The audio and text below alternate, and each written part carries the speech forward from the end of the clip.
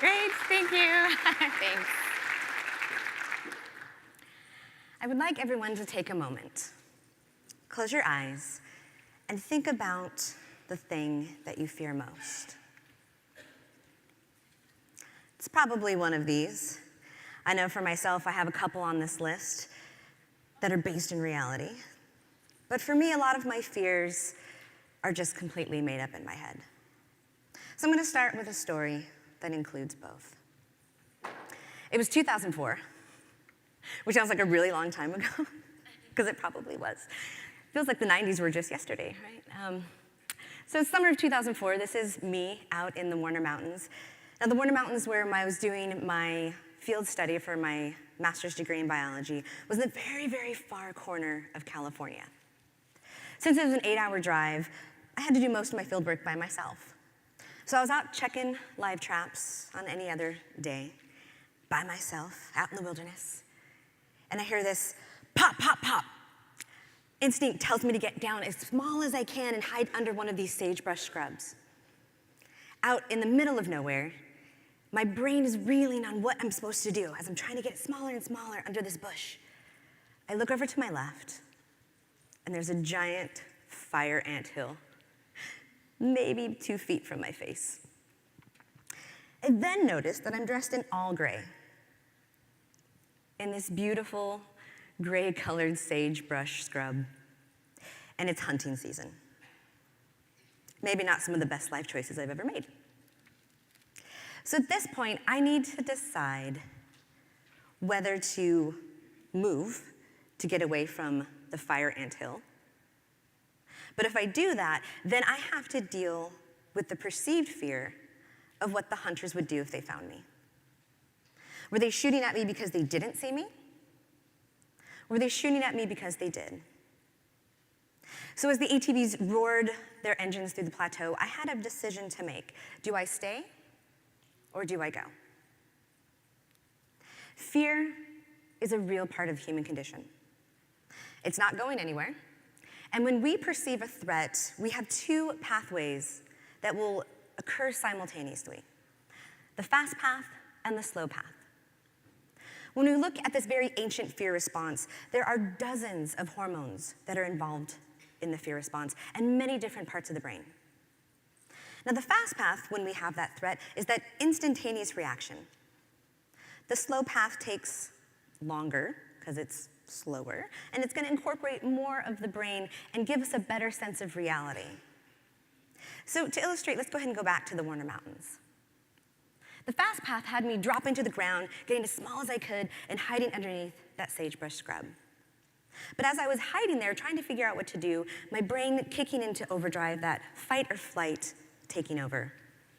That's when my fast path started to catch up. And I started to remember all of the scary movies throughout my life, all the news stories, and every time my mom told me not to go as a female alone in the woods. Damn it, she was right.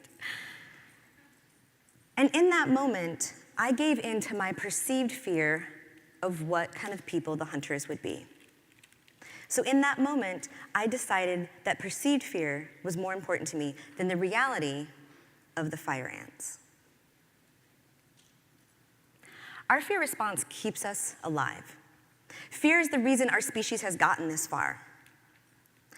But if we're not careful, it can also keep us trapped in a cage of our own creation. You see, I come from a family of secret keepers. This is my mom with her first daughter. That's not me.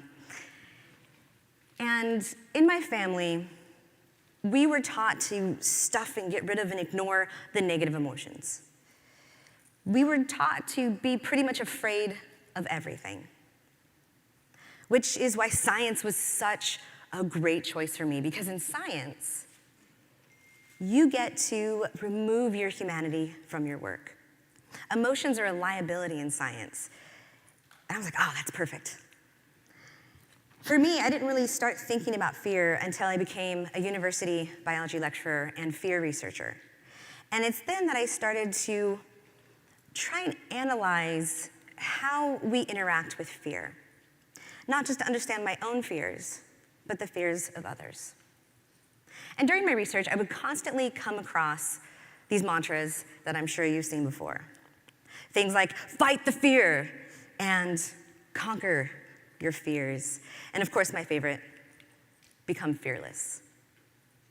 Which, as a biologist, I was always just struggling with this because unless you have severe damage to your amygdala,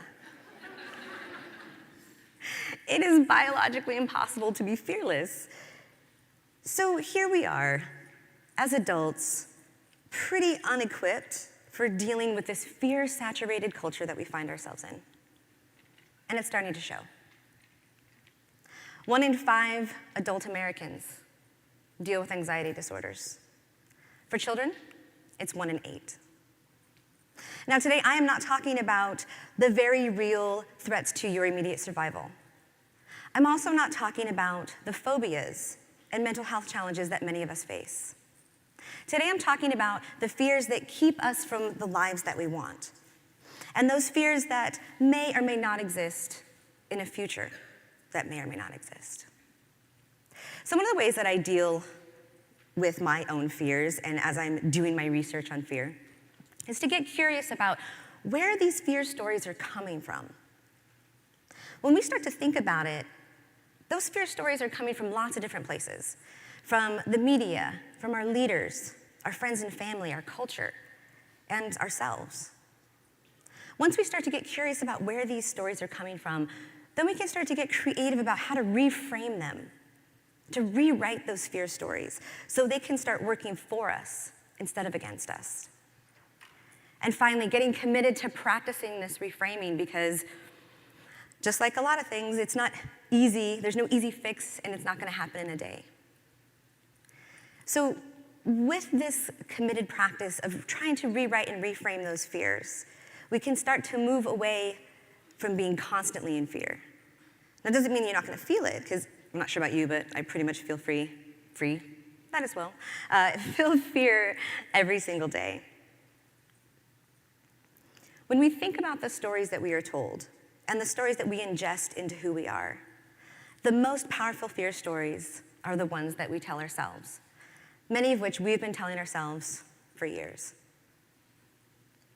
Like I said, I'm from a family of secret keepers. This is my mom and an actual picture of me. And in my family, I thought it was totally fine to stuff and ignore emotions.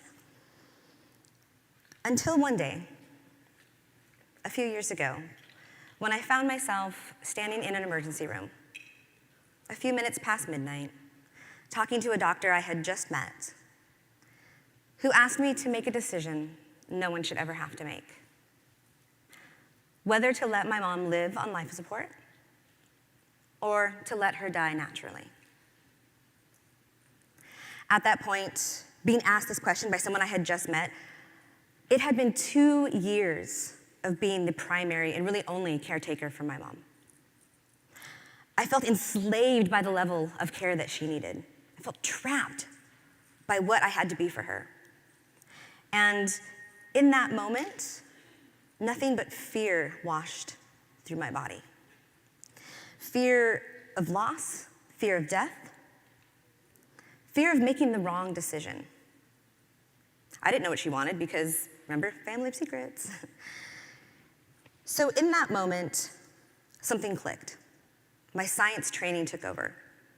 Because in science, when you have a problem, you look at it using a different lens. You use a different test. You reframe it. And I was able to take that question, do you want your mother to die? And turn it into, what would you want if it was you? So I told the doctor that I would take my mom home one last time to die in her own bed, in her own pajamas.